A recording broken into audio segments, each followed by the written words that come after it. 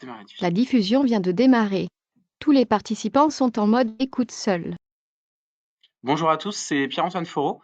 Du coup, on attend un petit peu. Vous êtes quasiment 150 inscrits aujourd'hui.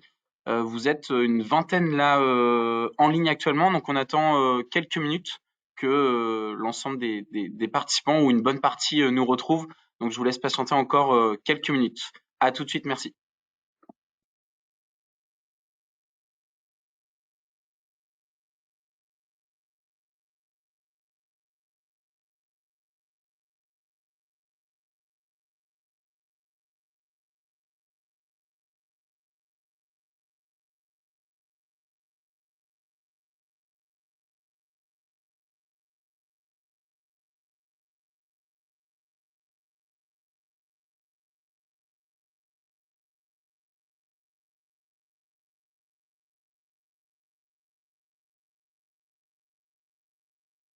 Le problème, c'est que tous ceux qui sont déjà connectés. J'interviens. On a quelques agriculteurs qui nous envoient des messages comme quoi ils ne retrouvent pas le mot de passe de connexion. Donc c'est Cereapro 28 avec un C majuscule. Donc s'il y en a qui sont déjà arrivés dans le webinar et qui ont des amis agriculteurs, des voisins ou connaissances qui n'arrivent pas à se connecter, n'hésitez pas à leur envoyer. Parce qu'on a reçu pas mal de messages donc avec quelques agriculteurs. Je vous le remets en message et on se retrouve tout de suite.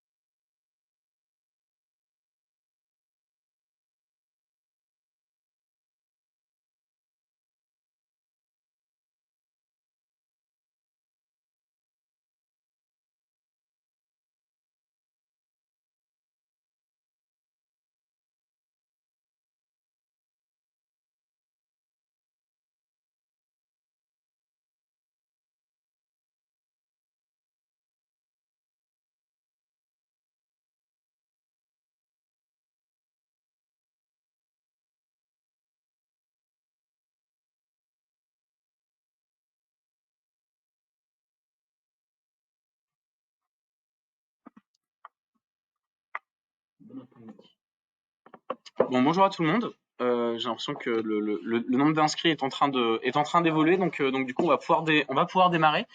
On a vu qu'il y avait une petite problématique avec le mot de passe et pas mal de personnes ne le retrouvaient pas ou voilà, donc on a carrément supprimé le mot de passe. Donc normalement tous ceux qui ont du mal à se connecter normalement ont pu maintenant plus facilement se connecter. Du coup, pour ceux qui me connaissent pas, c'est Pierre-Antoine Foreau et donc du coup on profite de cet après-midi. On a fait un petit pari au niveau de l'horaire parce qu'on s'est dit 13h30. Les derniers webinaires qu'on avait fait, c'était plutôt fin de journée. Et voilà, on se dit que on est encore en période hivernale et on peut en ce début d'après-midi du coup faire cette réunion en espérant qu'on ait du monde. Vous êtes un peu plus de 150 agriculteurs inscrits, donc on est super content d'animer ce webinaire. Et donc voilà, donc c'est dans le cadre de nos réunions hivernales. Avec l'équipe, nous avons parcouru le nord, l'est, l'ouest et la région centre, voire même un petit peu le sud, pour venir à votre rencontre. On a organisé pas loin de 20 réunions hivernales. 20 réunions hivernales et à chaque fois il y a entre une dizaine d'agriculteurs jusqu'à une cinquantaine sur certains secteurs. Donc vraiment très intéressant. Donc voilà, et on a eu beaucoup de retours d'agriculteurs qui nous ont dit mais pourquoi vous organisez pas une visio? Et donc bah nous voilà. Donc c'est juste le temps de finir ces réunions et nous voilà cet après-midi sur ce webinaire. Objectif de l'après-midi, c'est relativement simple. C'est avec les gars, donc là vous me voyez tout seul derrière l'écran, mais autour de la table, il y a Hector et Benjamin qui vous présenteront le marché des céréales et également Louis sur la partie engrais, phyto et semences, donc sur la partie approvisionnement. L'objectif, c'est de faire un point sur le marché et aussi bien sur la campagne passée que sur la campagne à venir. Donc voilà. Ça va se passer en plusieurs temps, c'est-à-dire que on va vous présenter le marché, etc. Et également, l'objectif c'est que on puisse avoir un échange avec vous. Donc souvent en visio, c'est pas toujours évident d'avoir des allers et des retours avec vous et d'avoir une discussion. Mais n'hésitez pas, en fait, il y a plusieurs solutions. Mais notamment, normalement, vous avez accès à une question sur votre droite ou un petit module de chat. Et donc, vous pouvez poser des questions. N'hésitez pas même là tout de suite à taper dedans pour être sûr que ça fonctionne. Je vous le dirai, moi, j'ai un retour en direct des questions. Donc, n'hésitez pas parce que l'objectif, c'est quand même que ce soit vivant. Donc, n'hésitez pas à poser une question ou quoi que ce soit et à nous d'y répondre. L'objectif, c'est d'apporter, en tout cas, des réponses et même des solutions à tout le monde. Donc voilà. Juste, je fais un petit test. Est-ce que tout le monde m'entend bien? Je voulais juste être sûr que ce soit bien le cas.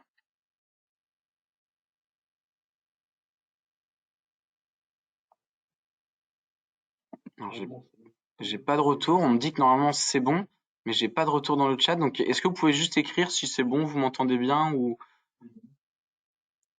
je pense que oui. Je vois personne qui quitte non plus la discussion. Donc, normalement, ça doit être le cas.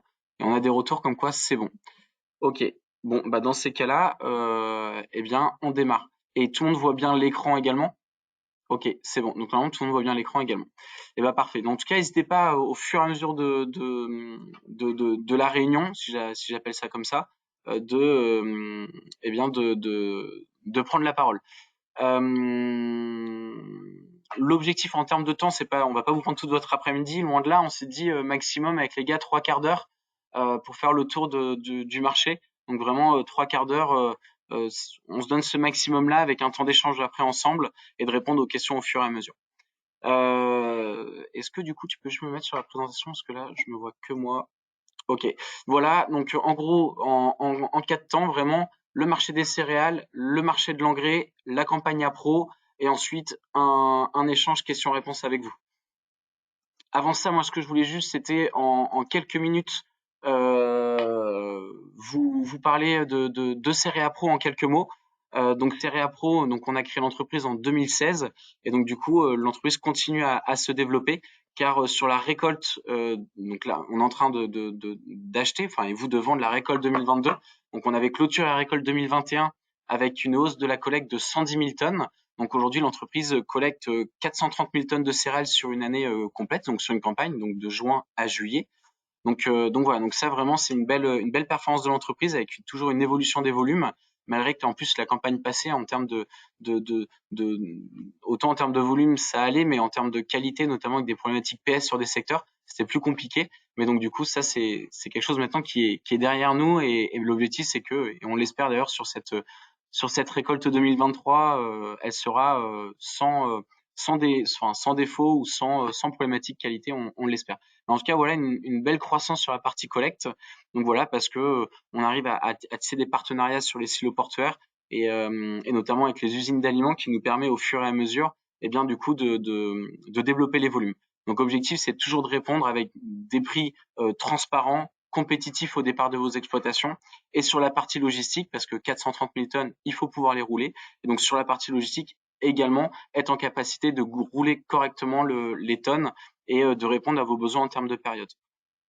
En approvisionnement, le volume d'engrais continue à se développer avec 80 000 tonnes d'engrais. 80 000 tonnes d'engrais avec toujours la loi des 80-20%. 80% du volume, c'est des engrais, j'ai envie de dire, banalisés, classiques, de la solution azotée, l'urée, de l'ammonitrate, du chlorure de potasse, du TSP45, etc. Mais également 20% d'engrais un peu plus spécifiques, soit des binaires, des ternaires, de l'engrais organique, etc. Donc voilà, donc l'objectif toujours aussi répondre à vos besoins, être en capacité de vous donner un panel ou une gamme d'engrais suffisamment large, notamment cette année, et Louis va en parler tout à l'heure avec les volatilités de prix, de pouvoir s'adapter en fonction des disponibilités, mais également des prix rendus culture qui sont les plus compétitifs possibles. Enfin, sur la partie approvisionnement, le gros développement même de la partie et de la gamme phyto et semences. Louis vous le confirmera tout à l'heure, mais quasiment un chiffre d'affaires qui a été multiplié par 3 sur la partie phyto et semences. Donc on est en train de finaliser presque toute la partie printemps. Donc voilà, l'objectif c'est aussi d'avoir une gamme. Alors on a une gamme souvent avec ADN céréalier, mais malgré tout qui conviendrait à tout secteur d'activité. Mais en tout cas, vraiment, la gamme phyto et la gamme semences continuent à se développer avec l'entrepôt qui est basé à Chartres, qui permet de réunir l'ensemble des commandes et de les faire repartir depuis l'entrepôt logistique. Donc voilà. Et en fait, sur ces 3 parties-là, eh bien, du coup, aujourd'hui, on a, vous êtes un peu plus de 4000 agriculteurs clients chez Cereapro. Et sur les 4000 agriculteurs, il y a un tiers qui fait que de l'appro, un tiers qui fait que de la collecte et un tiers qui font des deux, aussi bien de l'appro et de la collecte. Donc voilà, pour vous donner un petit peu les équilibres. Objectif, c'est pas que de vouloir monter les volumes et tout ça, c'est également d'apporter un maximum de services sur vos exploitations. Et donc du coup, notamment cette année, on a fait pas mal d'efforts sur la partie financement, parce qu'on sait que payer des engrais au vu des prix, c'est pas toujours simple. Et donc du coup, on a lancé 2 choses. À la fois l'avance de trésorerie en céréales. Donc du coup, en céréales, vous pouvez engager vos céréales et on vous paye immédiatement 60% on peut vous payer si vous le demandez évidemment, 60% de votre contrat immédiatement et ensuite les 40% restants 15 jours fin de livraison. Et en approvisionnement également, on fait une facilité de caisse jusqu'au 30 mai. Donc vraiment ça c'est quelque chose qu'on avait mis en place, on a commencé à le mettre en place l'année dernière. Et là vraiment c'est une offre qui se développe, donc n'hésitez pas à demander à votre responsable de secteur. Et bien du coup si vous avez besoin de trésorerie, on le comprend sur les exploitations au vu du coût des approvisionnements, et bien du coup de demander une facilité de caisse, il y a pas de problème, c'est ce que propose l'entreprise depuis maintenant presque 2 ans quasiment. Donc voilà un petit peu sur cette partie, sur le développement de Cereapro. Surtout n'hésitez pas s'il y a des questions sur Cereapro, mais en tout cas voilà un petit peu l'évolution depuis 2016 et aussi bien en termes de volume, de perspective. Évidemment, notre objectif c'est de continuer de continuer dans cette croissance, mais pas forcément à la quête du volume pour le volume. L'objectif c'est évidemment d'allier le volume avec la qualité de service et la performance d'une entreprise telle que Cereapro et voilà qu'on se donne les moyens de nos ambitions.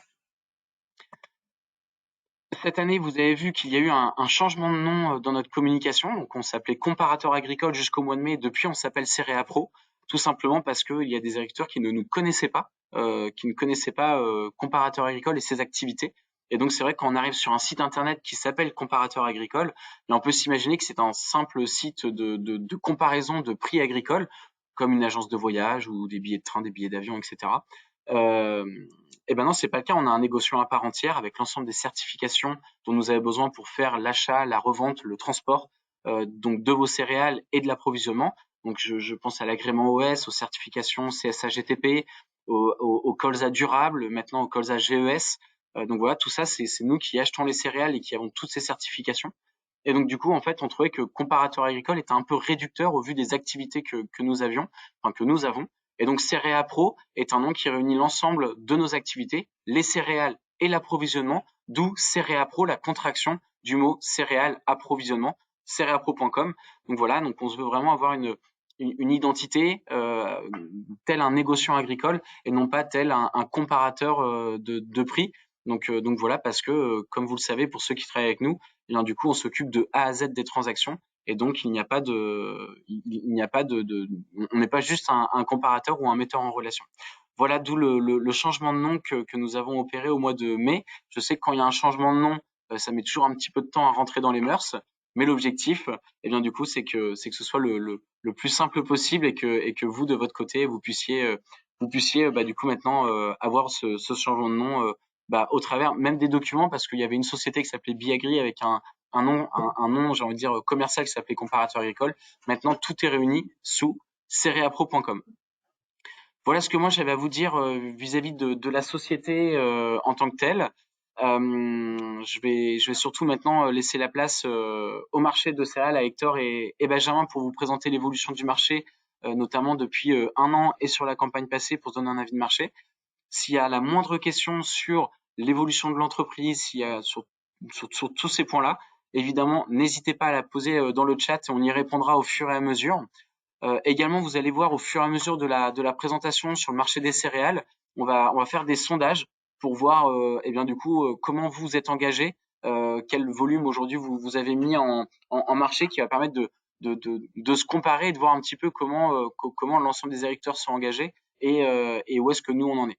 Donc voilà. Donc en tout cas, on se retrouve tout à l'heure. Je vous laisse avec Hector pour démarrer et n'hésitez pas à répondre aux questions. Comme ça nous permettra évidemment d'avoir quelque chose de plus vivant et pas une simple présentation orale. À tout à l'heure.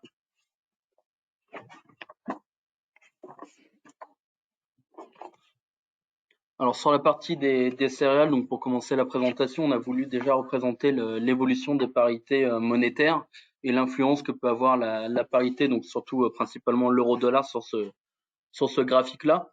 Donc on remarque qu'avant la récolte, on avait une parité donc qui était autour des 1,10, 1,11.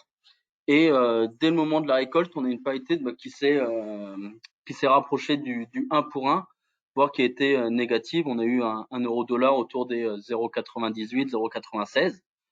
Et depuis le mois de novembre, une parité qui se réécarte. Et aujourd'hui, on est autour des 1,08. Donc l'évolution de la parité est assez importante et vient jouer directement sur la compétitivité du blé français vis-à-vis des autres origines, rien que par le fait de la conversion en dollars tonnes. Aujourd'hui, on a vu que dans les phases de baisse et dans la baisse qu'on a connue ces dernières semaines, la parité monétaire était quand même un appui et un élément de faiblesse pour le blé européen, car il y avait besoin de baisser plus en euros pour rester compétitif vis-à-vis des autres origines. Les autres éléments du coup qui animent le marché depuis le début de la campagne et depuis le 24 février dernier, c'est quand même le conflit entre l'Ukraine et la Russie. Donc depuis le 24 février jusqu'au moment de la récolte, les flux de la mer Noire étaient perturbés, étaient stoppés. Les armateurs de navires ne voulaient pas aller en mer Noire parce qu'il n'y avait pas d'accord entre l'Ukraine, la Russie et l'Occident pour permettre les exportations. Depuis juillet, il y a un accord donc sur un corridor humanitaire qui est en place pour permettre les exportations au départ de l'Ukraine et au départ de la Russie. Pardon. Cet accord donc a été établi sur plusieurs périodes. Un premier accord donc qui a couru jusqu'au mois de novembre, et cet accord a été renouvelé et aujourd'hui il court jusque fin mars. Et donc ça permet d'exporter au départ de l'Ukraine et de la Russie les céréales donc de la nouvelle campagne. Si on regarde donc sur le graphique de droite, aujourd'hui courant novembre, on avait exporté 6,5 millions de tonnes de blé sur un disponible exportable de 14,5 millions. Donc ce qui laisse encore une marge de manœuvre assez importante et peut permettre à l'Ukraine d'exporter les céréales et donc de financer la trésorerie du pays. En Russie, donc la Russie peut également exporter sa récolte. Alors une récolte qui est cette année record, avec quasiment 100 millions de tonnes, voire un petit peu plus vis-à-vis de 100 millions de tonnes de blé pour cette année. Et ce qui donne au niveau mondial une production de blé qui est l'une des plus importantes à date. Alors la production de blé, elle est importante parce que d'une part, comme je viens de le dire, la Russie une production de blé record. Et on a aussi en Australie une production qui est record. On verra ça dans les slides juste après.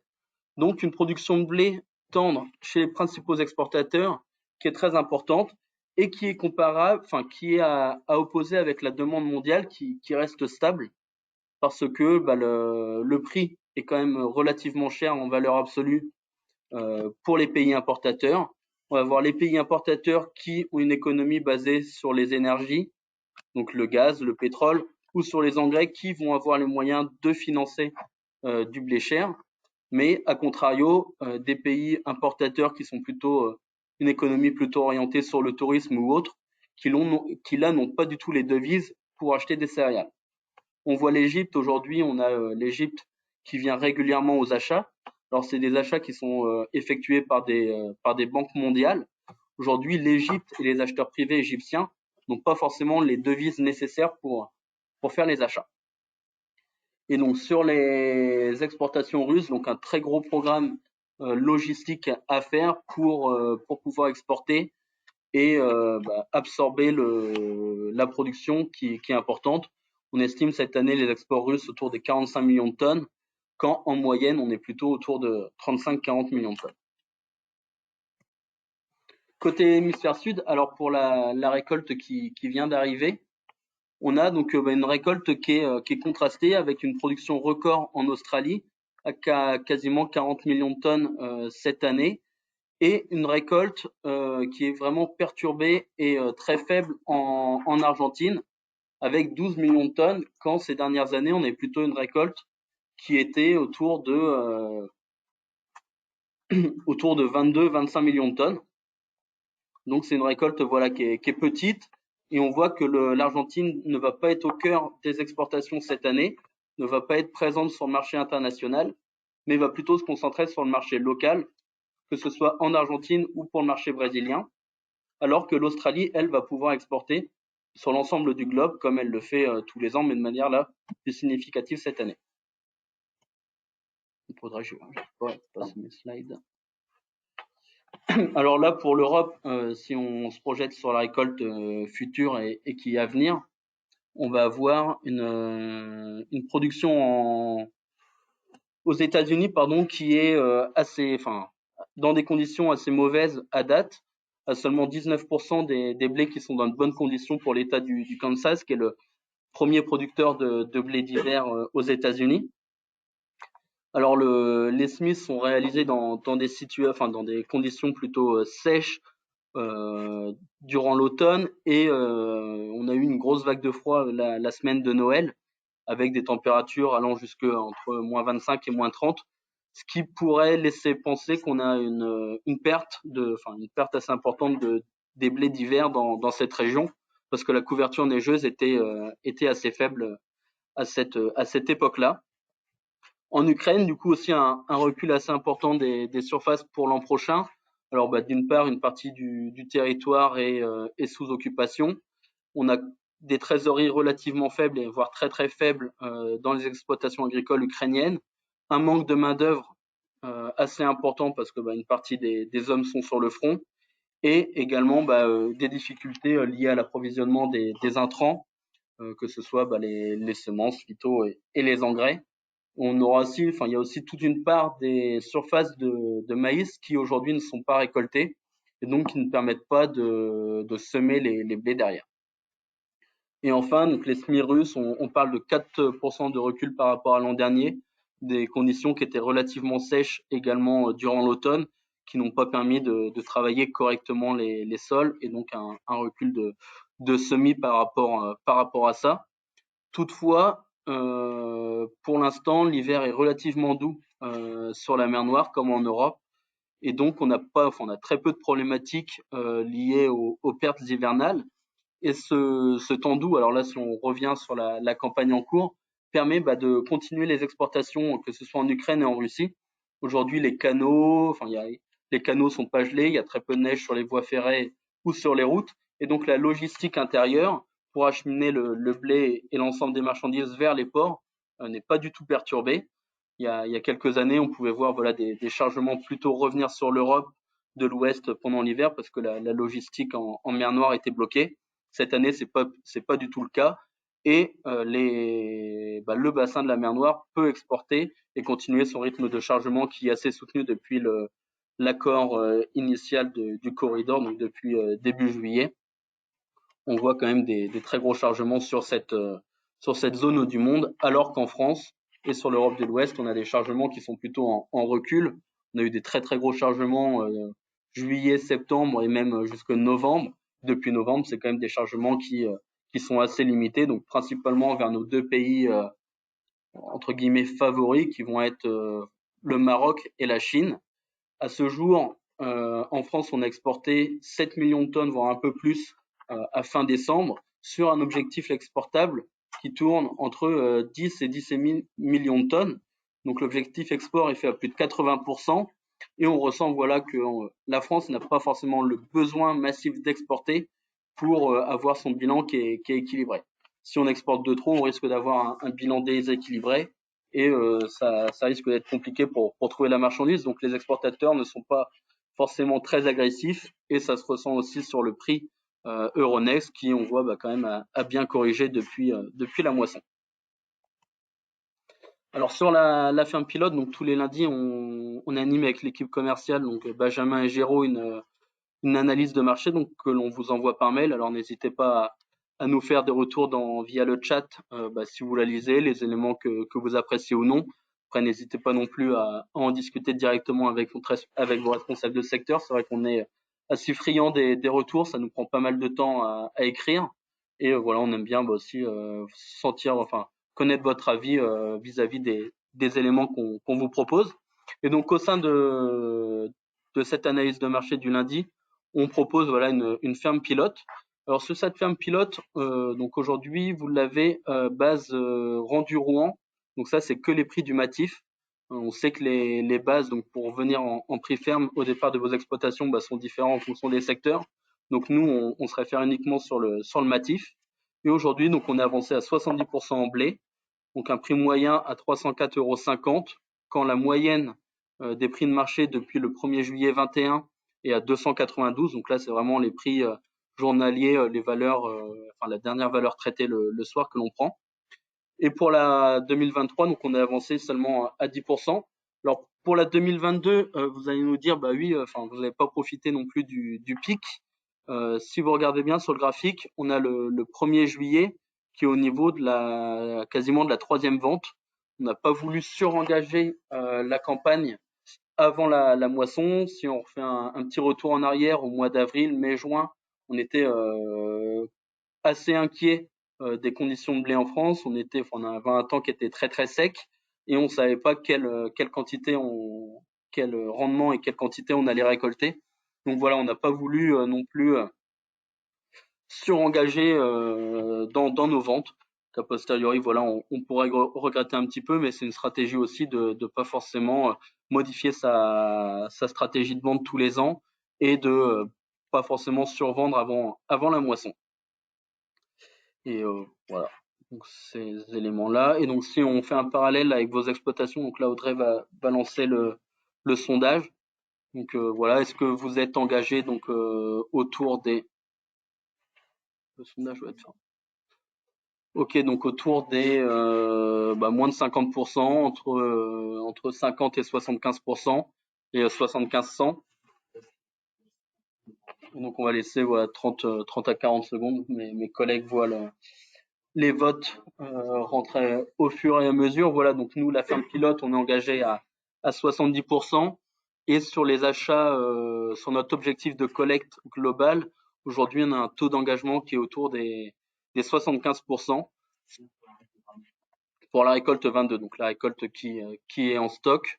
Sur la moyenne française, grosso modo, est aussi autour des 70-75%.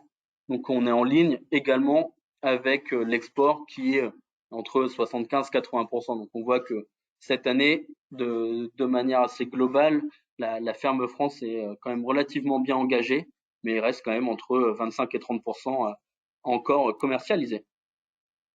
Côté vote, il en reste quelques-uns qui sont en train de voter. Il en manque, on a bientôt 90% qui ont voté. Donc si on s'arrête là, là tout de suite à l'instant T, en gros c'est très équilibré. Allez, je vais au plus petit pourcentage. Donc vous êtes seulement, alors je dis seulement, et je dis pas que c'est bien ou pas bien, hein, j'en sais rien encore, mais on est seulement à peine 20% à avoir vendu 100% de la récolte. Et après c'est hyper équilibré parce qu'on est 28% à moins de 50% de vente, 30% à moins de 75% de vente et 24% entre 75 et 100%. Donc en gros, c'est hyper disparate entre moins de 50, 75 et de 75 à 100%. Donc au final, allez, on va dire que la moyenne, elle est. Et d'ailleurs là, vous êtes encore en train de voter, donc du coup, ça fait que de bouger. Comme nous, autour des Mais 70, vous êtes autour de 70-75%, donc la moyenne du couillon est bonne. Alors, on peut fermer le. Voilà. Alors, s'il y a des questions pour le blé, est-ce qu'on a des questions avant qu'on passe directement à la partie maïs? Je sais pas, Audrey, si on a des questions. On n'en a pas. Alors, on continue. Pardon. Alors, pour commencer la partie maïs, on a voulu représenter donc l'évolution des fonds financiers sur le marché américain. Aujourd'hui, il faut savoir que donc, déjà, premièrement, le maïs est la première céréale cultivée dans le monde et donc est le marché le plus important au niveau mondial.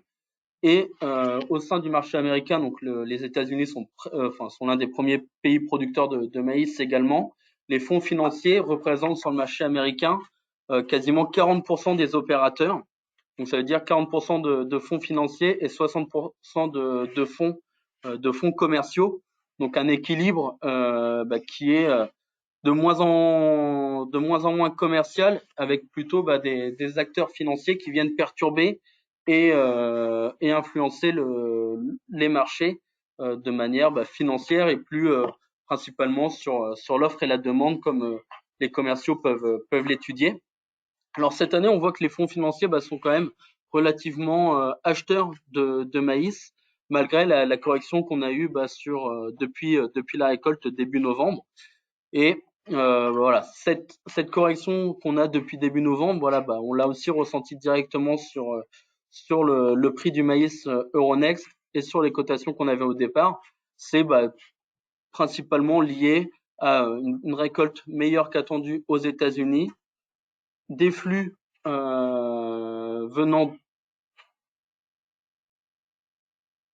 Ok. Pardon. Des flux venant d'Ukraine qui continue l'Ukraine continue d'exporter sa récolte. Alors au début, c'était pas des exportations de maïs de la récolte 2022, mais encore des maïs de la récolte 2021. Mais on a un flux de maïs qui est relativement constant depuis la mer Noire et l'Ukraine, et donc qui a fait pression vraiment sur le marché américain, sur le marché européen, parce que les maïs sont pour la plupart venus alimenter le marché nord communautaire et le marché espagnol. Donc ça a remplacé le maïs français sur ces destinations-là. Donc si on regarde vraiment l'offre de maïs, donc au niveau mondial, si on repart vraiment sur un bilan d'offres et demandes, on voit qu'on a une offre qui est quand même en baisse par rapport à l'an dernier, donc moins 50 millions de tonnes, avec une récolte française et européenne en recul, moins 19 millions de tonnes. Aux États-Unis également un recul. Alors tout ça est lié quand même au sec qu'on a eu au moment du cycle. On a aussi des inquiétudes sur le maïs argentin, là qui est en ce moment même en culture et au stade de végétation. Aujourd'hui en Argentine, on a 47, quasiment la moitié des maïs qui sont dans des mauvaises conditions, donc avec une notation de mauvais à très mauvais. La part de bon à très bon est seulement de 5%. Donc la sécheresse liée au phénomène de la Niña en Argentine est très présente. Alors depuis une semaine ou 10 jours, on voit des pluies arriver sur l'Argentine. Est-ce que les pluies arrivent, les pluies pour nous arrivent un petit peu trop tard? Mais voilà, la production en maïs sera aussi très mauvaise en Argentine. Donc l'Argentine ne sera pas forcément présente de manière massive sur le plan international comme elle a pu l'être ces dernières années. Et en face de ça, par contre, on a une production de maïs au Brésil qui s'annonce très importante, voire record, avec pour l'instant des estimations à plus de 126 millions de tonnes. Donc voilà, comparé aux dernières années, c'est des productions records avec des pluies là pour l'instant assez régulières sur les régions du Paraná et du Mato Grosso, qui sont les deux grandes régions de production du maïs. Et donc on reparle encore et toujours du corridor ukrainien qui a permis l'exportation des céréales de l'année dernière, donc du maïs de la récolte 2021, et qui permet toujours la récolte et l'exportation du maïs donc de la récolte 22. Alors un maïs qui est de moins bonne qualité parce qu'on a quand même des conditions et des difficultés pour s'approvisionner en gaz et pour du coup sécher le maïs. Il y a quand même une conservation qui est moins bonne cette année. Côté demande, alors on voit qu'on a quand même un ratio là entre les éléments haussiers et les éléments baissiers qui est un petit peu déséquilibré. On voit une demande très très faible quand même sur le maïs, et ce qui a aussi incité, et fait décrocher le maïs sur Euronext.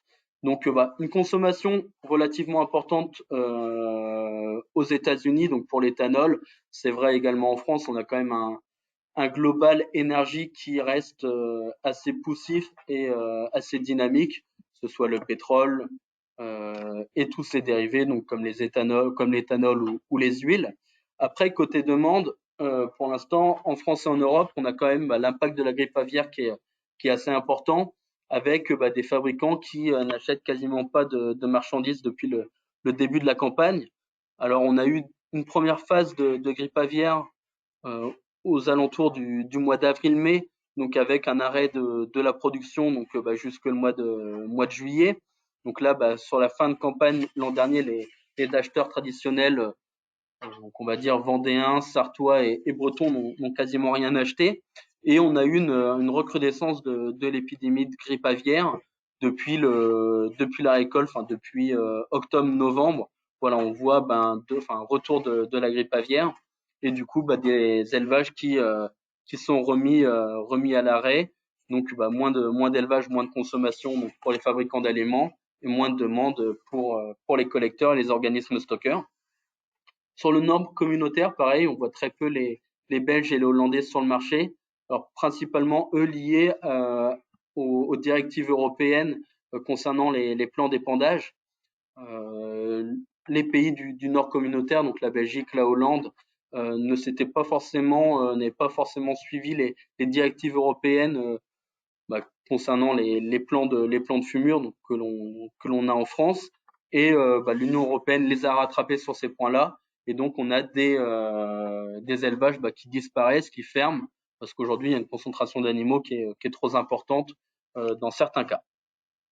Donc, on a aussi en élément baissier, donc sur la demande, toujours la cherté du maïs vis-à-vis du blé.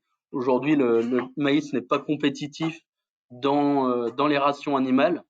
Les industriels préfèrent incorporer du blé qui, en termes de protéines, est plus intéressant qu'un ratio maïs plus tourteau. Et enfin, donc on a toujours alors le Covid en Chine. La Chine est l'un des plus gros importateurs de maïs au monde. Et avec sa politique zéro Covid, la dynamique et l'économie chinoise était à l'arrêt.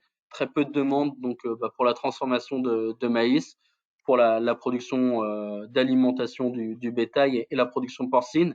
Et on a vu une demande chinoise quasiment à l'arrêt. Alors on voit la demande là se réaccélérer avec l'arrivée du maïs brésilien sur la scène internationale.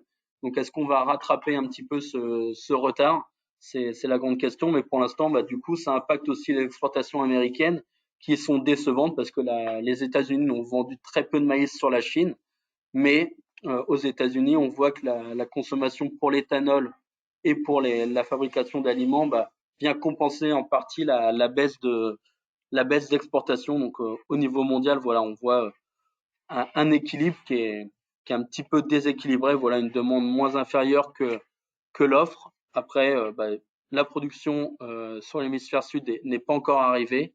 Et s'il y a une catastrophe en termes de production en Argentine et une production qui est moins importante au Brésil, on pourrait avoir un bilan qui serait équilibré. D'un point de vue donc ferme pilote, alors on est nettement moins avancé qu'en blé, avec seulement aujourd'hui 30% de vendus pour un prix moyen de 295 €. Alors bon, pareil, on était avancé à 10% avant la campagne, avant la récolte, et au moment de la moisson, on a réavancé à 20%.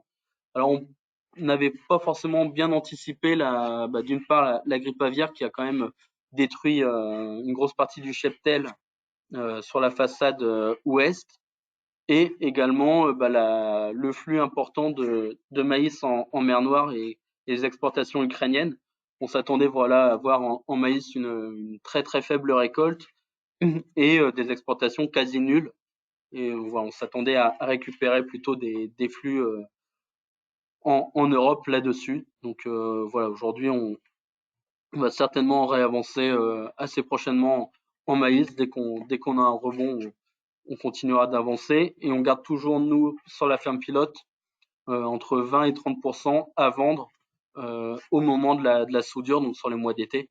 Donc il faudrait qu'on ait vendu aujourd'hui entre 70 et 80% avant fin juin. Pour la ferme pilote, donc 2023, aujourd'hui on n'a pas commencé les ventes. On va attendre la période des semis et voir un petit peu les estimations de surface pour l'an prochain pour attaquer nos ventes. Donc sur les maïsiculteurs, du coup chez vous, quel est votre taux d'engagement moyen, si on peut lancer le sondage? Sachant qu'en maïs, au global, nous sur les engagements de l'entreprise, donc on est moins avancé qu'en blé, et on est plutôt autour des 50-60% quand on était autour des 75 en blé. Encore, on est à 50% de vote. On a 50% de votants. On note encore un petit peu. Après, tout le monde n'était pas maïsiculteur, hein. Tout le monde n'était pas concerné. Ok. Bon, alors là, rien à voir avec tout à l'heure. Alors, vous êtes à peu près à 60% à avoir voté, mais peut-être que tout le monde n'est pas maïsiculteur. Mais en gros, là, c'est plutôt tout ou rien. C'est-à-dire que vous êtes 38% à avoir 100% vendu et 35% en dessous de 50% des ventes. Et après, vous êtes à 12% à 75%, en dessous de 75% et 15% au-dessus des 75%. Donc, en gros, on va dire, là, c'est un peu tout ou rien. C'est-à-dire que vous êtes plus d'un tiers à avoir vendu la moitié de la récolte, plus d'un tiers à avoir tout vendu, et le reste se situe entre les 50 et les 100% à peu près. Donc voilà, merci de votre participation, ça permet de se rendre compte un petit peu. On voit qu'il y a du retard sur les ventes de maïs, notamment, alors déjà c'est une récolte qui est plus tardive, le prix avait commencé à rebaisser bien avant la récolte.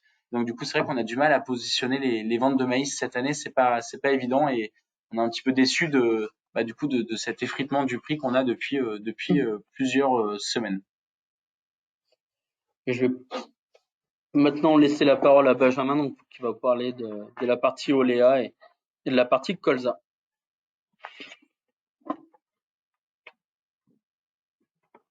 Ok, donc merci Hector, bonjour à tous, Benjamin. Donc moi je vais vous faire un point succinct sur tout ce qui est partie oléagineux, et notamment du coup le colza. Ok. Donc sur le colza, pour reprendre très brièvement et vous remettre dans le contexte, en fait, il faut vous dire qu'on parle d'une année l'an passé qui était très compliquée. En fait, on a fait une production qui était catastrophique au Canada. Le Canada avait récolté environ 10-11 millions de tonnes, alors qu'ils font 20 millions de tonnes en temps normal. Pour rappel, les producteurs clés en colza dans le monde sont vraiment le Canada, l'Europe, l'Ukraine et l'Australie. Et le Canada, vraiment le pays majeur. Donc l'an passé, c'était catastrophique au Canada. Et sur l'Europe, chez nous, si vous vous rappelez, on avait des petites surfaces, des petits rendements aussi. Donc du coup, ce qui a fait que l'an passé, on avait une situation, on était déficitaire en graines à travers le monde. On manquait de graines pour fournir les usines à la fin d'année. Et c'est pour ça qu'au printemps dernier, si vous vous souvenez, on avait atteint des prix départ agriculteurs qui étaient de l'ordre de 800 € tonne, voire 1000 € tonne ou plus à la fin de la campagne. Donc c'était vraiment très conséquent. À l'inverse, là cette année, cet été, les récoltes ont été complètement bouleversées et du coup bien plus importantes. Le Canada est revenu sur un niveau très bon. En Europe, chez nous, on a une très bonne surprise avec de bons rendements aussi. Et là, l'Australie vient de faire une récolte record. Donc là, les Australiens ont récolté leur colza canola là sur le mois de décembre notamment, et ça se confirme une année bien meilleure que d'habitude. Donc vous voyez vraiment sur la slide que l'an passé, on part vraiment d'une production des principaux pays à 44 millions de tonnes dans ces alentours, alors que cette année, on est autour des 55 millions de tonnes, soit 10 millions de tonnes de plus. Donc voilà pourquoi la situation et le scénario est différent. Non seulement cette année c'est bon en colza, mais c'est aussi très bon en huile de palme. Les palmeraies ont été très productifs cette année sur la Malaisie et l'Indonésie. Donc ça c'est un autre point. Et le dernier point, c'est notre soja, dernier oléagineux, où là pour le coup les principaux pays sont les États-Unis, Brésil, Argentine. Et en ce moment, on a vraiment notre attention particulière sur l'Amérique du Sud, où les Brésiliens et Argentins vont récolter incessamment sous peu leur soja. Et pour l'instant, au Brésil, ça se prête vraiment, vraiment bien. Il y a des conditions qui sont dans les normales, tandis qu'en Argentine, on avait une tendance qui était très sèche depuis plusieurs mois. Donc, comme l'a dit Hector, du coup, ces conditions sèches ont été négatives pour le blé. Elles vont impacter du coup aussi les récoltes de soja et de maïs. Mais en fait, là, depuis le week-end dernier, depuis ce week-end, il est retombé environ voilà une trentaine de millimètres sur l'Argentine, et ils en rannoncent encore là sur les jours à venir. Donc tout ça pour dire que le marché avait quand même encore une inquiétude là à court terme sur l'Amérique du Sud au soja qui pouvait du coup impacter le colza. Mais ces inquiétudes voilà s'estompent un petit peu parce qu'en fait du coup la fin de cycle pourrait améliorer légèrement les rendements en Argentine. Mais même si ça sera pas terrible en Argentine, il faut vous dire que les Brésiliens eux vont faire une récolte qui va être record, proche des 150 millions de tonnes il me semble, car chaque année ils augmentent leur surface avec la déforestation, etc. Et le progrès génétique aussi du côté du rendement. Et c'est pourquoi du coup la production de soja dans le monde sera aussi quand même très conséquente là sur l'année.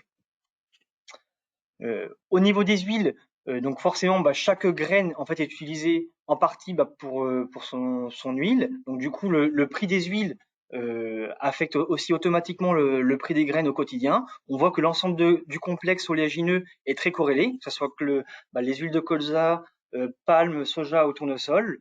Donc on a une forte vague de hausse sur l'année, comme au niveau de la graine, avec la tension qu'on pouvait observer. Mais on voit notamment un gros décrochage de l'huile de palme sur l'année, et qui du coup qui a entraîné les autres huiles à la baisse. Parce qu'en fait, comme je vous ai dit, on a non seulement des grosses productions qui ont été faites sur les palmeraies, ça c'est le premier point, et le deuxième point, c'est la Chine, où les Chinois en fait étaient très embêtés avec leur Covid, et là-bas ils avaient vraiment une situation politique zéro Covid, donc du coup la consommation chinoise n'était pas forcément au rendez-vous sur l'année. Et c'est pourquoi l'huile de palme a commencé à chuter, et les autres huiles ont suivi. Après, à travers ça, il y a eu aussi les bonnes productions, du coup, qui ont fait baisser l'ensemble du complexe, etc. Du côté de la demande, par contre, on voit qu'il y a quand même eu une très bonne dynamique sur le marché mondial, notamment quand voilà, vous avez devant vous le graphique des exportations de colza dans le monde, et la demande de colza aussi, qui est le graphique en bas à droite. On voit que la demande est vraiment sur des niveaux très hauts par rapport aux dernières années, autour de 17 millions de tonnes dans le monde. Donc ça, c'est une bonne chose. C'est signe qu'en fait les marges de trituration sont vraiment très bonnes au sein des industries. Donc les industriels aujourd'hui ont vraiment tout intérêt à acheter un maximum de graines pour le triturer, pour faire de l'huile, pour le biodiesel. Seulement, aujourd'hui, on arrive à un point où les usines ne peuvent pas absorber plus que ce qu'elles ne peuvent, si vous voulez. Et aujourd'hui, même si on estime une demande qui est en hausse de 4-5 millions de tonnes par rapport à l'an passé, là, juste avant, je vous parlais d'une production de colza qui était en hausse de 10 millions de tonnes. Donc voilà, donc tout ça pour vous dire que simplement, en regardant ça, on se dit que voilà, même si les chiffres ne sont pas exacts à 1 million de tonnes près, on devrait arriver à une fin d'année où en fait il restera de la graine de colza à travers le monde. Et ça, c'est vraiment le gros point noir par rapport à l'an passé, pour le coup, parce que l'an passé, on était vraiment dans un déficit, une année exceptionnelle. Là, cette année, on voit pas du tout ce scénario se reproduire là au printemps par rapport au colza. Donc voilà. Donc voilà. Un point qui peut peut-être parler aussi de la tendance long terme les biocarburants, qui est plutôt une tendance à vouloir réduire la part en Europe des biocarburants et plutôt se tourner vers l'électrique. Et on a vu cette semaine le marché décrocher, courant de semaine dernière, le marché décrocher d'une trentaine d'eurotonnes. Et c'est principalement lié à une déclaration d'un des ministres allemands de l'économie ou des énergies qui a annoncé que l'Allemagne voulait et souhaitait réduire très prochainement les biocarburants dans son économie. Or, il faut savoir qu'en France et en Europe de manière globale, les biocarburants, ça représente plus de 80% de la trituration. Donc, c'est quand même le marché qui est le plus important. Et ça pourrait créer un déséquilibre assez important sur la demande à venir. Après, ça, c'est sûr que c'est vraiment une vision pour le coup qui est très long terme, hein. C'est comme l'aspect tout à l'électrique en 2035, etc. Forcément, certes, ça peut avoir un impact pour plus tard. Là, le marché peut le traiter de manière journalière sur des effets d'annonce, mais en soi, c'est pas vraiment le driver clé non plus de l'année, quoi. Là, pour l'année en cours, il faut quand même vous dire que là aujourd'hui, les récoltes de colza en Australie, ont été faites et sont sur des niveaux vraiment records. Les Australiens récoltent quasiment le double par rapport à une année normale, donc c'est très bon. Et la grande question, c'est où est-ce que le colza australien va maintenant arriver? Donc c'est pas le tout, ils ont fait une très bonne récolte, mais ce colza-là, il va devoir être exporté. Et ce colza, c'est soit il va aller vers la Chine, soit il va aller vers l'Europe. C'est vraiment les deux gros continents qui importent massivement du colza pour le biodiesel et les énergies. Et les Chinois étaient un peu en tension avec les Australiens depuis quelques années. Les Chinois n'importaient ni d'orge ni de colza en provenance de ce pays. Donc pour l'instant, il n'y a pas eu d'information comme quoi les Australiens allaient exporter de nouveau du colza vers la Chine, mais c'est quelque chose à suivre car ça pourrait être un débouché pour les Australiens. Et aujourd'hui, il faut se dire que si le colza australien il part pas sur la Chine, il devrait arriver certainement sur le continent européen. Donc ça c'est quand même une info qui est quand même particulièrement baissière, sachant qu'il reste quand même un peu de volume par chez nous. Et puis quand bien même il faut vous dire que si jamais les deux pays se remettaient d'accord pour faire du commerce de colza ensemble, le colza, même si le colza australien irait en partie sur la Chine, ça serait dans ce cas-là un vase communicant avec le Canada, où le Canada exporterait davantage de colza sur l'Europe aussi. Donc quoi qu'il en soit, il y aura un surplus de colza dans le monde cette année. Après, où est-ce qu'il sera? Est-ce que ça sera sur l'Europe, la Chine, le Canada? C'est la grande question. Mais voilà. Et dernier petit point du coup là sur ce qui s'est passé cette semaine. La semaine dernière, on a un mouvement assez baissier sur le colza. On a aussi le Nouvel An chinois qui a lieu là sur la semaine. Donc c'est férié là-bas là pendant toute la semaine. Du coup, forcément, les Chinois sont un peu absents du marché et aux achats. Donc ça n'aide pas non plus là à court terme sur les besoins. Voilà. Donc là, vous avez le graphique du colza là sur la campagne. Nous, de notre côté, on avançait à 60% dans les ventes maintenant. Comme vous l'avez bien compris, nous, pour l'instant, on est quand même plutôt sur une tendance et plutôt un avis d'avoir une dynamique qui reste plutôt baissière là sur les mois à venir. L'idée, c'est que voilà, si vraiment on a le moindre rebond qui pourrait survenir la semaine prochaine notamment avec des Chinois qui reviennent aux achats ou autres, c'est vraiment des prix qui seront vraiment à marquer pour être avancés très franchement dans les ventes sur le colza. Au-delà de ça, on a quand même le pétrole qui se maintient quand même plutôt bien aussi sur les $80 le baril. Donc ça, c'est un élément qui est en faveur d'un optimisme. Mais on sait très bien que les énergies, de manière générale, sont plutôt quand même sur des prix élevés en général pendant l'hiver, parce que c'est là que les besoins se font plus ressentir, notamment quand on a des coups de froid ou autre, hein. Donc cette année, le froid n'a pas été trop présent chez nous, mais si on pouvait en voir d'autres annonces de prévisions froides sur les semaines à venir, ça pourrait impacter tout du moins à court terme et ça pourrait devenir des opportunités de vente pour vraiment bien avancer dans vos ventes.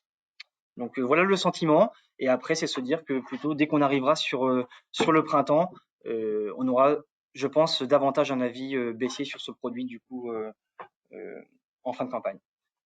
Juste là pour compléter là sur cette courbe, c'est bien un prix matif, donc il n'inclut pas vos bases, notamment qui inclut les primes d'huile, donc il faut rajouter une quarantaine d'euros-tonnes par rapport à ce que vous voyez là. Donc un 667, c'est plutôt un 700, on va dire 15, un truc comme ça, aujourd'hui en prix moyen départ ferme. Donc voilà. Et d'ailleurs, pourquoi les prix d'ailleurs étaient intéressants cette année? Justement, je fais juste une petite pause sur cette prime d'huile. La prime d'huile, donc votre colza, en moyenne, il a, on va dire autour de 43, 43,5, 44% d'huile. C'est ce qu'il comporte. Cette année, on était sur des moyennes quasiment à 46. Et donc, bah, forcément, eh bien, cette prime d'huile, elle permet de majorer les prix. C'est-à-dire que nous, les industriels, nous donne une majoration sur les primes d'huile. Donc forcément, nous, on l'inclut dans les prix départ ferme. Donc voilà. Et ce prix aujourd'hui, cette prime, c'est un pourcentage du prix. Donc en plus d'avoir un bon taux d'huile, comme le prix est intéressant et que c'est un pourcentage de ce prix, l'huile est doublement, alors pas doublement payée, mais en tout cas est très bien payée cette année. Donc voilà, on avait des 20, 25 euros tonnes, on va dire, sur les années passées, tandis que là, on est plutôt sur des 50, 60 euros tonnes sur du départ ferme. Donc vraiment, on va dire qu'il y a quasiment une prime de plus de 30 euros tonnes inclus dans votre prix départ ferme, qui est juste lié au fait que votre colza a beaucoup d'huile cette année et que cette huile elle est bien rémunérée. Donc vraiment ça c'est important parce que c'est pas du tout lié spécifiquement au marché ou quoi que ce soit. C'est le fait aujourd'hui que j'imagine dans les recherches variétales, dans les pratiques culturelles, etc. On arrive à avoir des taux d'huile qui sont relativement intéressants et stables. Donc voilà, alors je dis ça, je ne sais pas la récolte 2023 comment elle sera, mais en tout cas c'est vraiment à prendre en compte parce que c'est des vrais avantages cette année. C'est pour ça que vous avez d'ailleurs des bases en ligne qui étaient quand même particulièrement bonnes, je pense, cette année. Donc du coup, nous, oui, on est avancé à 60% dans les ventes, la colza sur la campagne. Pour l'instant, on n'a pas commencé malheureusement là sur la 2023. Mais pareil, là, la moindre opportunité là sur les quelques semaines à venir, ça serait non seulement il y aurait non seulement un intérêt de mettre et bien avancer dans la R22, mais aussi de débuter les ventes 2023 sur ce produit. Donc on va faire lancer le sondage pour savoir à peu près vous de votre côté à combien vous êtes engagé. Pour la récolte qui est en stock. Pour la récolte qui est en stock, ouais, bien entendu, sur la 2022.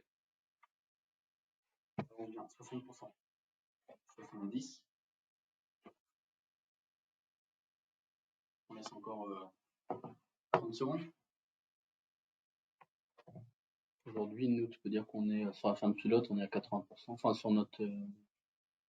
sur la collecte, on est à 80% des. De notre côté, ce que Victor me dit, oui, c'est qu'effectivement, nous, par rapport à ce qu'on a acheté aujourd'hui, nous, en ferme, on situe à peu près votre avancée de l'ordre de 80% par rapport à l'objectif qu'on s'est fait en début de campagne.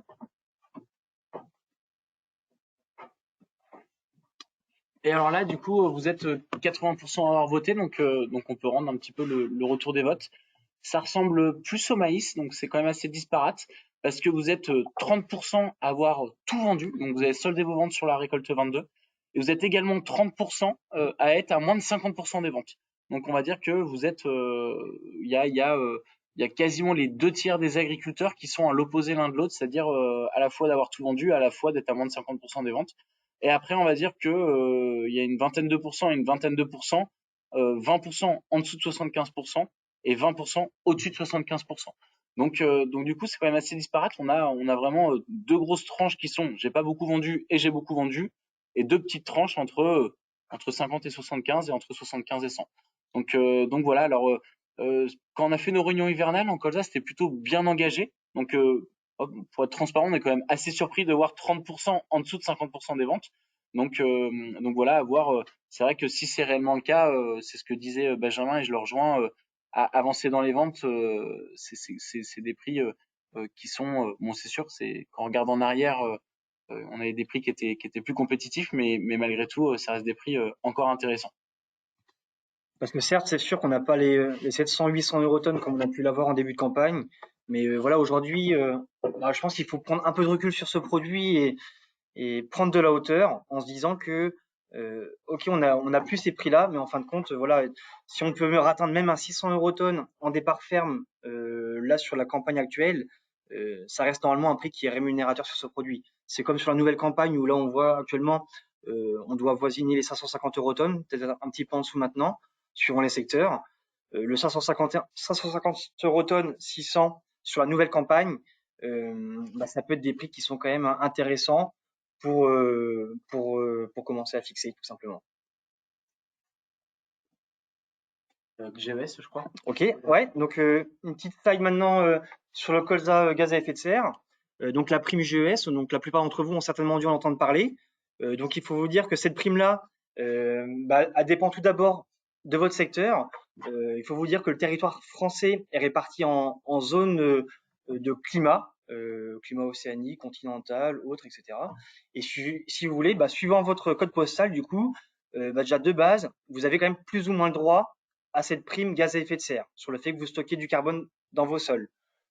Donc ensuite, si jamais vous avez le droit, et puis même auquel cas vous vous posez la question, n'hésitez pas à appeler votre responsable de secteur qui pourra lui vous indiquer rapidement ou à travers un simulateur la prime auquel vous pouvez avoir le droit, laquelle vous pouvez y prétendre. Et si vous voulez, cette prime-là, elle dépend non seulement de votre code postal, mais elle dépend après de divers éléments. Les principaux éléments, il faut vous dire, ça reste la technique culturale. Si vous labourez avant et que vous labourez plus aujourd'hui, vous êtes en simplifié. Le deuxième élément important, c'est l'apport de matière organique. Le fait que vous mettiez la matière organique sur vos sols, automatiquement, ça augmente considérablement vos chances de pouvoir percevoir cette prime. Et après, bien entendu, il y a tout ce qui est apport d'azote sur votre culture, etc., qui rentre en compte et qui peuvent jouer aussi de quelques euros. Donc cette prime-là, n'hésitez pas, en tout cas, à contacter votre responsable pour la calculer au fur et à mesure de l'année, parce qu'en fait, cette prime peut évoluer dans le temps, à la hausse comme à la baisse. Donc vraiment, elle est valable au jour le jour, suivant ce qu'on vous donne sur votre secteur. Après, pareil, cette prime gaz à effet de serre, du coup, vous pouvez la fixer sur une période donnée. Et notamment, vous voyez là aujourd'hui, on peut vous avoir de la prime GES sur la période avril-juin sur la campagne actuelle. Sur la campagne récolte 2023, c'est sur du juillet-septembre.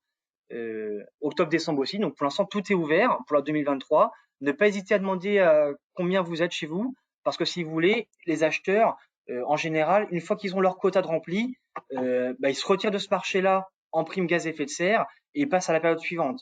Donc c'est pour ça que pour la personne qui veut que son colza parte à tout prix sur l'été, sur la période notamment juillet-septembre, à calculer votre prime dès maintenant et pourquoi pas fixer votre base maintenant pour vous dire, ok, au moins, je sécurise tant d'euros la tonne en plus du prix Euronext, si jamais vous n'êtes pas forcément du prix marché à terme en ce moment. Donc ça peut être quelque chose d'intéressant à voir et n'hésitez pas à nous contacter pour en savoir plus. Donc voilà pour la prime GES. Ensuite, on a tout ce qui est marché spécifique.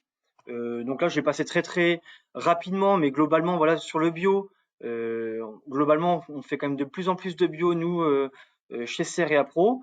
Maintenant, on passe à des achats qui sont entre 6 et 8 000 tonnes à l'année. On a un marché du bio qui est assez délicat cette année, dans le sens où c'est quand même plutôt bouché, notamment sur des marchés du blé. On a du mal à trouver la demande cette année dans ce contexte de guerre, etc. C'est pas forcément propice sur ce produit-là.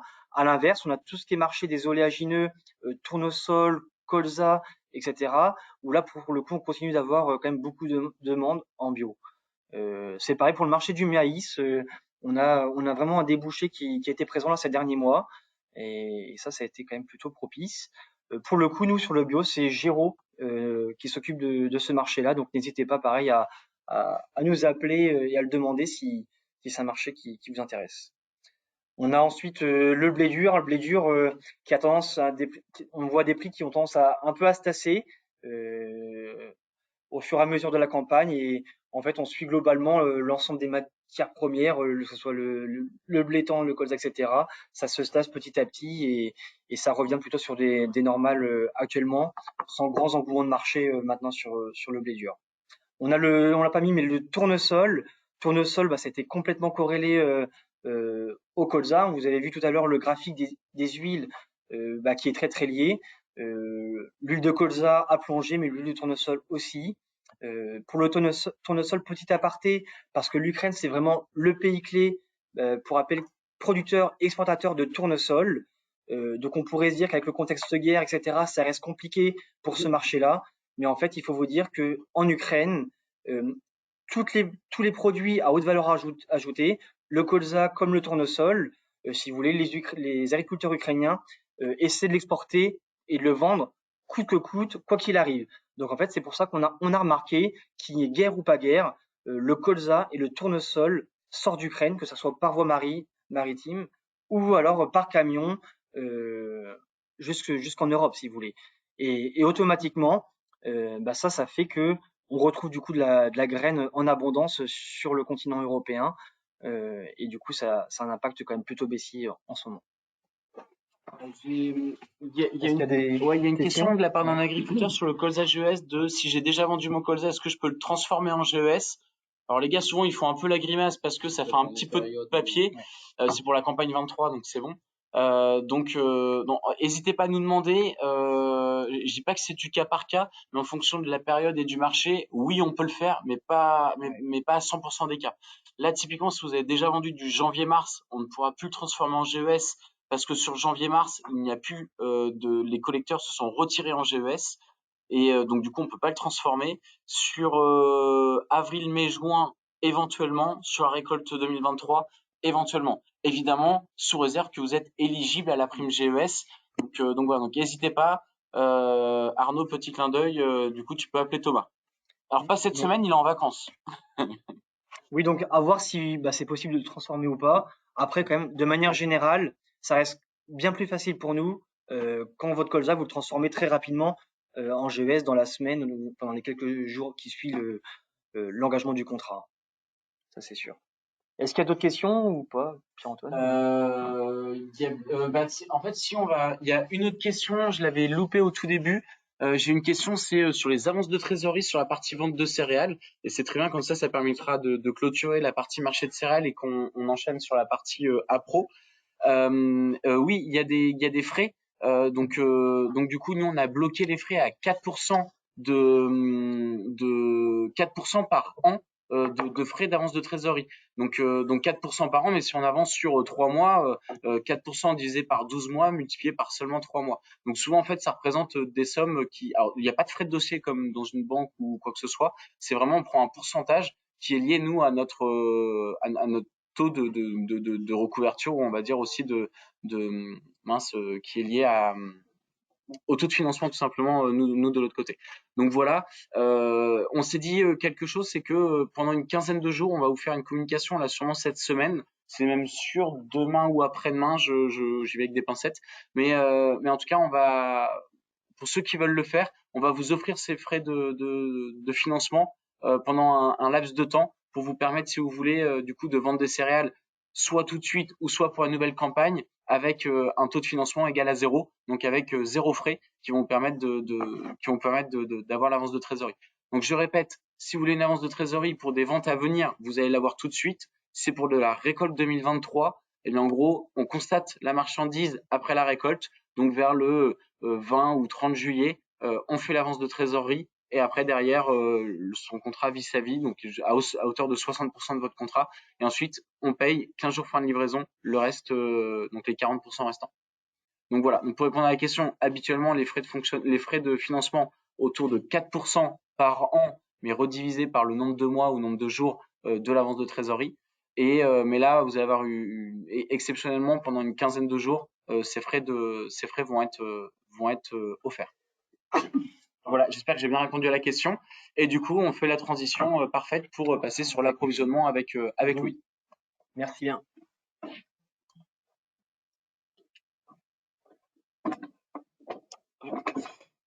Attends Louis, je te coupe parce que du coup il y a une autre question.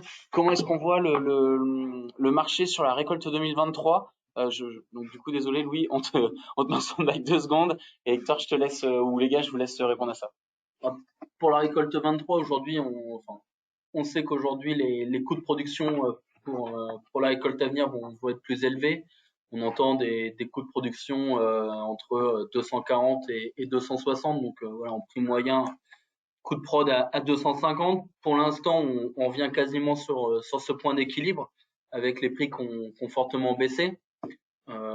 Plusieurs éléments, hein. Aujourd'hui, on est quand même toujours dans un contexte de guerre, bien que la guerre soit quand même massivement intégrée dans le prix du blé aujourd'hui. Demain, la moindre étincelle en Ukraine peut quand même refaire basculer tout l'ensemble des céréales et des commodités de manière globale. Donc ça, c'est quand même un point d'attention à garder en tête. Après, sur la nouvelle campagne, on voit pas forcément un prix du blé s'effondrer pour autant, sachant que tous les produits et l'inflation a quand même de manière globale bien augmenté. Si on regarde les énergies, on voit quand même que le gaz est revenu sur les niveaux d'avant-guerre. Donc ça, c'est un point qui peut être assez négatif pour la partie blé, voilà, en se disant est-ce que le blé va continuer de glisser et revenir sur ces points-là. On a un peu de mal à y croire, sachant que voilà, on a quand même dit que pour l'instant les productions s'annoncent bonnes, mais pas aussi bonnes que l'an dernier. En Ukraine, Russie, voilà, un recul des surfaces de blé. Aux États-Unis, pareil, voilà, des conditions qui sont mauvaises. L'Australie a des productions records depuis 2 ans. Est-ce qu'on aura une troisième année record? Ça, pour l'instant, on est encore beaucoup trop tôt pour le savoir. En France, on a une plaine qui est très très belle pour l'instant. Alors, est-ce qu'elle est trop belle avec des plantes qui ont quand même tendance à repartir et sortir du stade d'hivernage? Voilà, bon, les températures négatives cette semaine et la semaine dernière font qu'on va reperdre un petit peu on va gagner un petit peu de temps sur la végétation, donc tant mieux, mais on peut avoir sur un point de vue climatique et un point de vue météo, voilà, un rallye climatique et un élément de hausse et un moment de hausse là-dessus. Donc redonner un peu un périmètre de prix, voilà, je pense qu'on pourrait avoir un marché qui se stabilise autour des 280, des points hauts autour des 300, voire plus, voilà, si la guerre reprend, et en point bas, je dirais quoi, de 250 et de 220, 230 au plus bas, mais on voit pas forcément, on voit pas tout de suite un blé retourner sur des niveaux de 200, voire 180 comme on avait les années précédentes. La différence quand même qu'on aura par rapport aux dernières années, c'est que là, avec la récolte record qu'il y a eu en Russie et en Australie, c'est déjà vraiment, ça fait déjà 2 pays.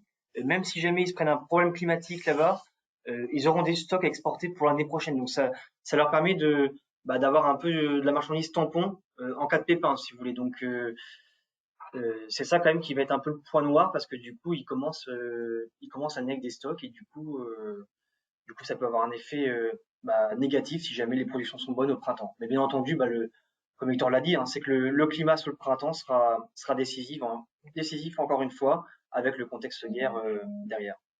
Et voilà, enfin Benjamin vient de le dire, les stocks ils sont en Australie, donc un pays qui est entre guillemets ami avec l'ensemble du monde, et en Russie. Demain, on a une fermeture des exportations russes, comme un peu pouvait le laisser entendre Vladimir Poutine cette semaine. Ça peut quand même aussi déstabiliser vraiment l'équilibre au niveau mondial. Donc un marché qui est plutôt lourd, mais qui tient sur une ficelle, pour résumer. Il n'y a pas d'autres questions, donc Louis, on te laisse enchaîner avec la partie appro.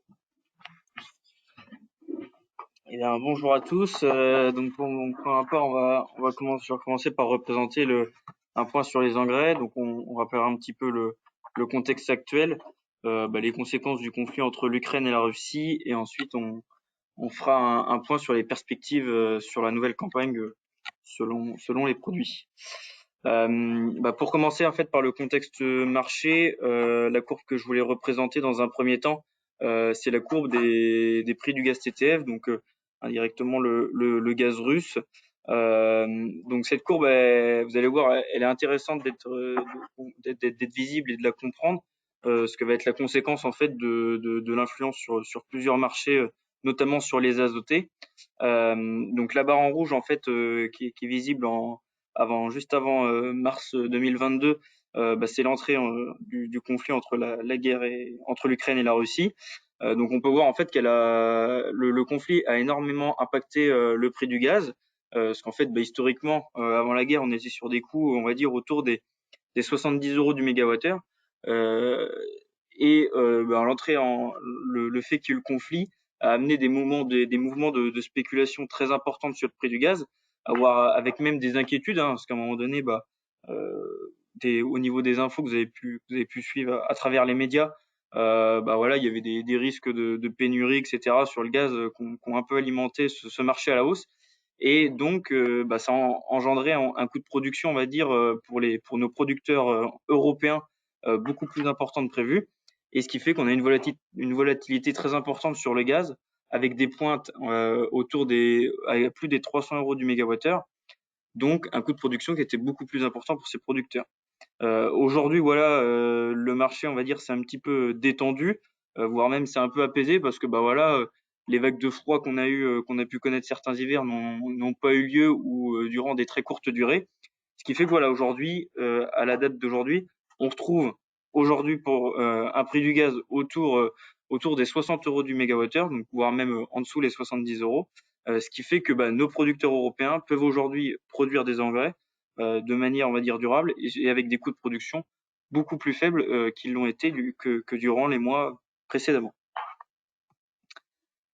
Avant de parler un peu vraiment des marchés en tant que tels, donc voilà, il faut savoir qu'aujourd'hui, il y a très très peu de structures, on va dire, qui peuvent vendre de l'engrais d'origine aujourd'hui russe sur le marché. Il y a eu des arrêtés, des interdictions d'un point de vue gouvernemental.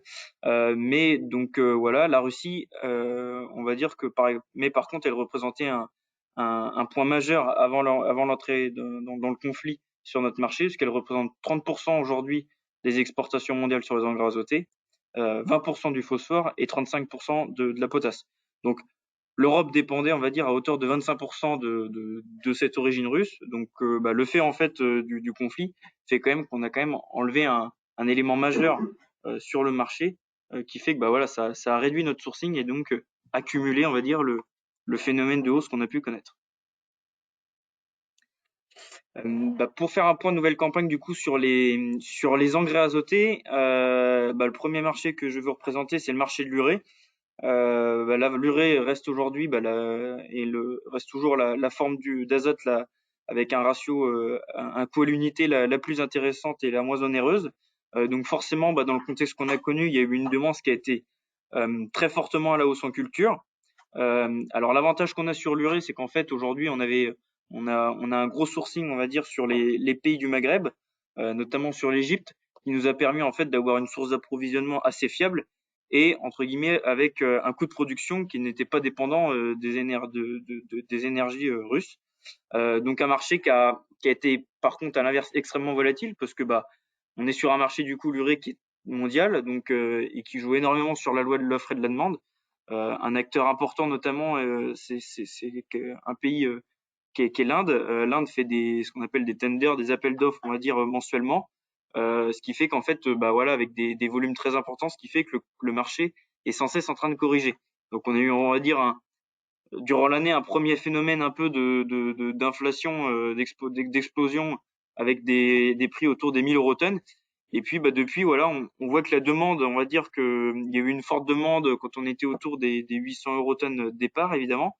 Et puis depuis la fin septembre, la demande en culture est beaucoup moins présente parce que pas mal d'entre vous se sont couverts. Également, les pays acheteurs à l'étranger, la demande mondiale, on va dire, n'est pas beaucoup présente. Donc on a un prix, on va dire, qui chute littéralement depuis maintenant 2 mois. Parce qu'aujourd'hui, voilà, on a passé la barre des 500 euros tonnes. Voilà, le prix actuel est de 480 euros tonnes départ port. Donc voilà, on a une chute, on va dire, qui est vraiment enclenchée depuis 2 mois sur ce produit. Et on a du mal vraiment maintenant à situer le point bas sur ce produit, quoi. Les 400 euros tonnes ont été connus depuis maintenant le mois de septembre 2022, donc bien avant la guerre. Donc voilà, on a du mal en fait à situer maintenant où va être le point bas sur l'urée. on a quand même des prix aujourd'hui qui sont relativement intéressants, que ce soit pour notre marché ou même à l'échelle mondiale, parce qu'on est autour des 1 euro l'unité d'azote. Donc voilà, est-ce qu'on a atteint là, on va dire, entre 450 et 480 des points bas? C'est un marché qu'on va éventuellement suivre, mais voilà, on arrive sur un niveau de point bas où on n'a plus trop de repères. Et voilà, va y avoir la question de est-ce que ça se trouve ce prix-là est pas un bon prix tout simplement pour la nouvelle campagne, quoi. Donc voilà, donc un marché de l'urée qui est aujourd'hui très bas et économiquement qui reste très intéressant d'un point de vue d'offre. Donc ensuite le marché de la solution azotée. Donc historiquement sur ce marché-là, on est plus sur du sourcing européen.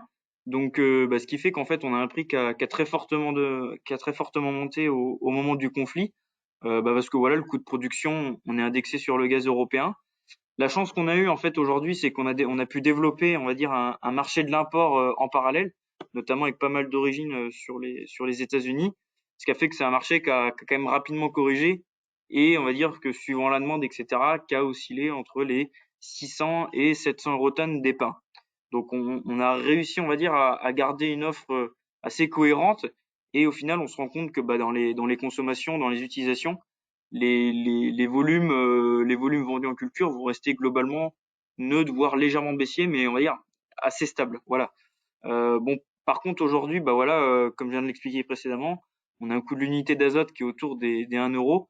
On a encore de la solution azotée aujourd'hui qui est autour des 550 € départ pour de la période de réappro et des livraisons février-mars, on va dire.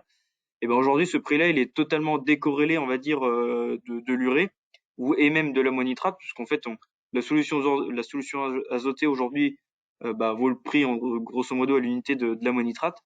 Donc, on est sur un marché en fait qui naturellement devrait continuer à baisser.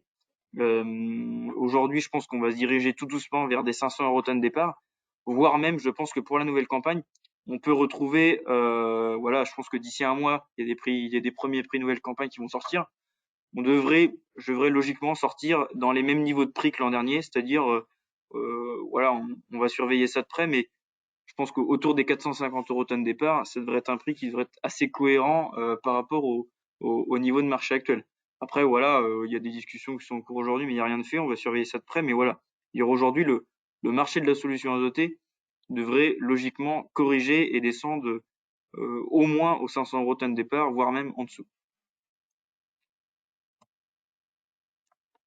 Et donc pour finir sur les azotés, le marché de l'ammonitrate, le marché de l'ammonitrate qui est resté beaucoup plus ferme que les autres produits. Pourquoi? Parce que les usines que vous connaissez, que ce soit Yara ou Borealis, ont du sourcing avec un coût de production exclusivement basé sur le gaz européen.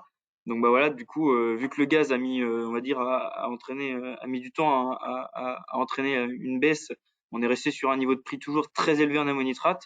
Et aujourd'hui, voilà, les producteurs, que ce soit Yara ou Borealis, se mettent à baisser leur prix assez fortement depuis que le prix du gaz est redevenu sur un coût de production plus intéressant. Mais globalement, voilà, les volumes de vente sont globalement plutôt à la baisse. Vous avez soit été vers de l'urée pour compenser, voire même pas mal d'urée protégée. C'est un marché qui est en train de très fortement se développer en France et qui va le devenir de plus en plus. Parce qu'il faut pas rappeler que voilà, on a certains nos voisins, notamment comme l'Allemagne, qui travaillent eux aujourd'hui exclusivement avec de l'urée protégée NBPT. Donc voilà, ce sont des marchés qui risquent de fortement se développer à l'avenir. Donc voilà, il y a un marché qui est amené à évoluer là-dessus. Voilà, l'ammonitrate par contre aujourd'hui, avec les niveaux de production du gaz, retrouve un niveau de prix qui est plutôt intéressant et qui redevient compétitif par rapport aux autres azotés. Mais un marché quand même qui reste, je pense, toujours un petit peu à la baisse et qui risque de glisser encore durant les prochaines semaines.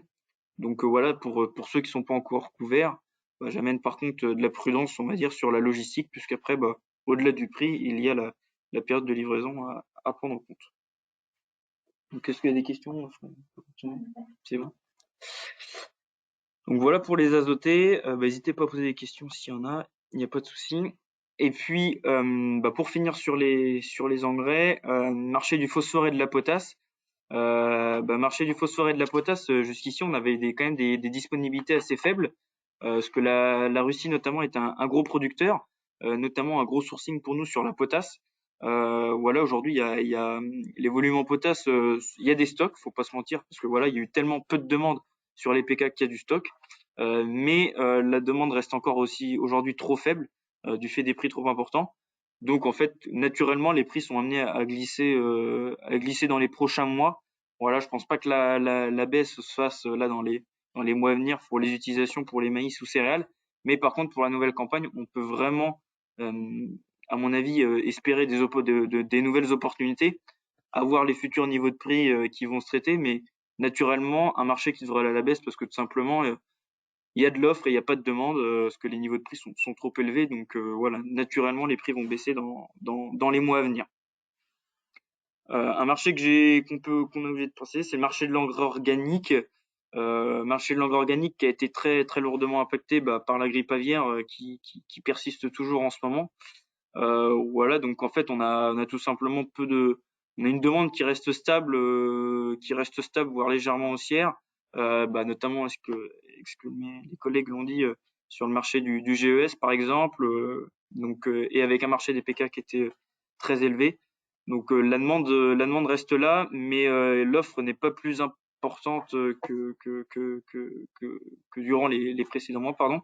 Donc voilà, marché qui risque de rester assez stable pour ce début 2023, à voir sur l'année 2023-2024. Je pense que voilà, quand la situation sanitaire va se détendre, on risque d'avoir pareil des prix qui corrigent, on va dire à la baisse. Voilà, je vois pas non plus une très grosse baisse, mais des prix plutôt qui corrigent sur l'année prochaine. Donc voilà pour les engrais en général. Sur la partie appro, donc phyto, semences, oligo-éléments, donc c'est une partie maintenant qu'on développe bien depuis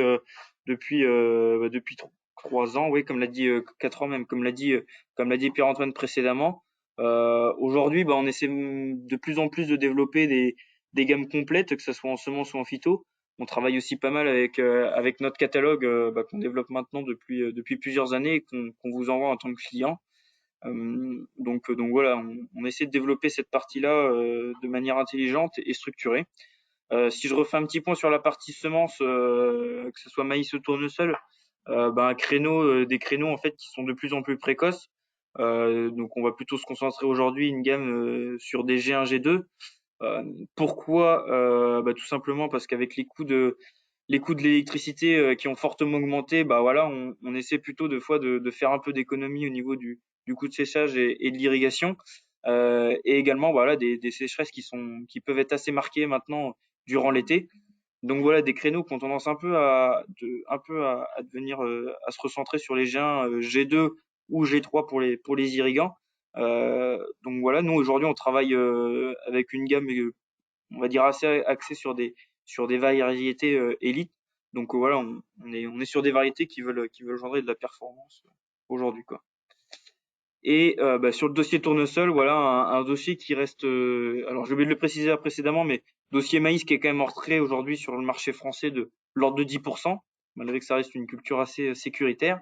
Et en tournesol, voilà un marché qui reste, je pense pour le printemps, on va dire neutre, voire peut-être légèrement haussier suivant les régions, mais pas de grosses augmentations de surface comme on a pu le connaître l'année précédente. Et donc pareil, là voilà, on va aller chercher des créneaux précoces, voire très précoces, pour éviter au maximum les coups de chaud qu'on peut avoir l'été sur ce créneau, quoi. Et donc pour finir, sur la partie produits phyto pour le printemps, donc le premier point à souligner, c'est quand même des inflations assez importantes, hein, entre 8 et 40% suivant les fournisseurs. Alors de moyenne sur les produits, on doit être autour des 15%. Mais les problèmes viennent surtout au niveau des disponibilités, parce que voilà, alors on a des usines en fait aujourd'hui qui sont basées en Europe, mais pour une partie. Mais le problème, c'est qu'en fait, elles dépendent aussi souvent d'une tech qui peut voir d'un pays, notamment en Chine ou autre.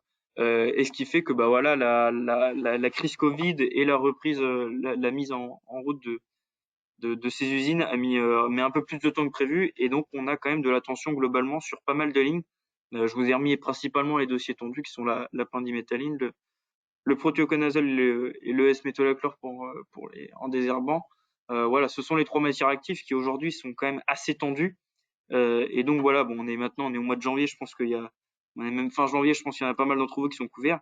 Mais globalement, voilà, il y a des dossiers assez tendus. Voilà, la situation ne se détend pas pour l'instant en phyto. On verra pour l'automne, voilà, est-ce que la reprise économique chinoise va se dérouler comme prévu. Mais globalement, on est sur un contexte où les disponibilités deviennent assez tendues. Donc voilà, j'ai envie de dire, couvrez-vous quand même assez tôt parce que voilà, on est sur des problèmes de disponibilité qui sont de plus en plus présentes, même sur le dossier phyto, quoi. Donc voilà, bah après au niveau des programmes, pas de grandes nouveautés, quoi. Il y a ce qui change cette année, bah que voilà, il y a le Prochloras qui a été supprimé l'an dernier, qui était quand même une belle solution en T1. Et voilà, à ce jour, je sais qu'il y avait des questions également sur l'arrêt de la tébuconazole. Aujourd'hui, on n'a pas de date réellement de fin d'utilisation pour la tébuconazole. Voilà, il y a des dossiers qui sont encore sur la table, mais le dossier devrait être reconduit sur 2024 et voilà, n'ayez pas peur de faire un petit peu de stock. Pour N+1, il y a pas de souci. Voilà.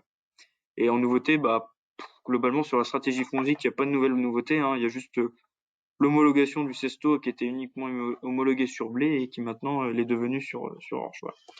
Donc je vais pas représenter les programmes voilà, dans l'ensemble, mais voilà, on présente voilà un ITK blé, un ITK orge, un ITK colza et un ITK maïs avec les spectres d'efficacité ou autres que vous retrouverez dans notre catalogue. Donc n'hésitez pas à nous solliciter ou à nous le demander.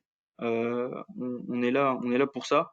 Une partie qu'on développe également pas mal depuis plusieurs années, c'est la partie oligo-éléments biostimulants.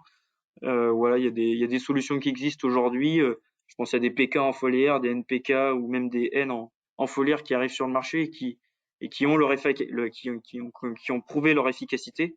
Donc voilà, on fait un catalogue également sur ces produits-là. Donc n'hésitez pas à contacter vos commerciaux si vous avez des questions là-dessus.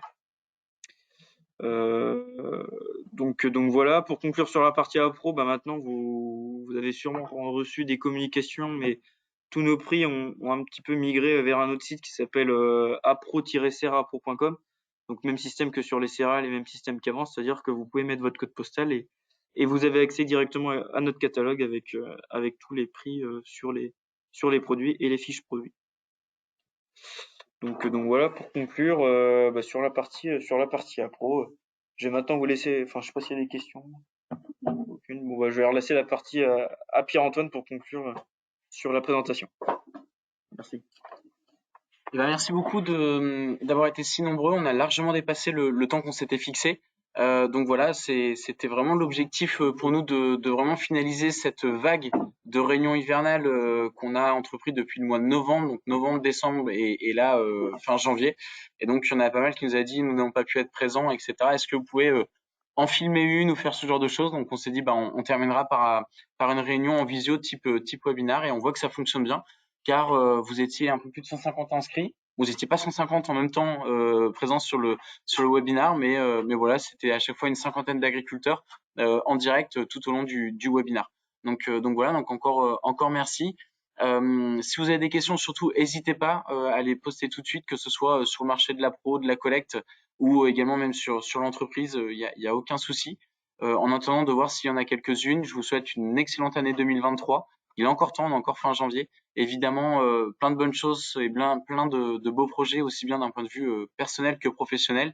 Et évidemment, si je raisonne de façon un peu plus agricole, on l'espère, des bons rendements, des prix performants et évidemment une belle qualité pour cette moisson 2023. Et je vous souhaite bon courage pour du coup la reprise des travaux qui devrait ne plus tarder maintenant. Je sais que vous avez passé tout l'hiver dans l'atelier, dans le bureau, en vacances peut-être aussi, et je l'espère même. Et donc du coup, je sais que c'est une période où on a hâte aussi de retourner un petit peu dans les champs. Voilà. Est-ce qu'il y a des questions ou pas? Il n'y a pas l'air d'avoir de questions. Eh bien, en tout cas, merci à tout le monde d'avoir été présent. Je vous souhaite une bonne fin de journée, une bonne fin d'après-midi. On réitérera des webinars sur d'autres sujets au long de la campagne. Notamment, vous le savez, maintenant, on a animé une plateforme d'essai. Et donc, du coup, évidemment, on n'a pas grand-chose à dire pendant l'hiver sur cette plateforme d'essai. Mais en tout cas, dès la reprise de végétation, on ira y faire un saut. Et ça peut être aussi une bonne occasion de faire une vidéo. Donc voilà, je vous souhaite une bonne fin de journée. Merci encore et à bientôt. Au revoir.